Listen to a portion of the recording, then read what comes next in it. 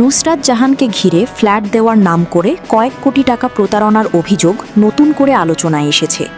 এই অভিযোগে ভারতের কেন্দ্রীয় তদন্তকারী সংস্থা এনফোর্সমেন্ট ডিরেক্টরেট ইডি তাকে দীর্ঘ সময় ধরে জিজ্ঞাসাবাদ করেছে। বুধবার 23 এপ্রিল কলকাতার সিজিও কমপ্লেক্সে টানা প্রায় 8.5 ঘণ্টা তাকে প্রশ্নের মুখে পড়তে হয়। সকাল থেকেই সিজিও কমপ্লেক্সের সামনে সংবাদকর্মীদের ভিড় ছিল চোখে পড়ার মতো। এদিন সকালে স্বামী যশ দাশগুপ্তর সঙ্গে ইডি দফতরে পৌঁছান নুসরাত। গাড়ি থেকে নামার পর সাংবাদিকরা তাকে প্রশ্ন করতে চাইলে তিনি কোনো মন্তব্য না করে সরাসরি দফতরের ভেতরে চলে যান। তদন্ত সংশ্লিষ্ট সূত্রে জানা গেছে, কলকাতার রাজারহাট এলাকায় ফ্ল্যাট দেওয়ার প্রতিশ্রুতি দিয়ে কয়েকশো প্রবীণ নাগরিকের কাছ থেকে বিপুল পরিমাণ অর্থ নেওয়ার অভিযোগ উঠেছে একটি সংস্থার বিরুদ্ধে।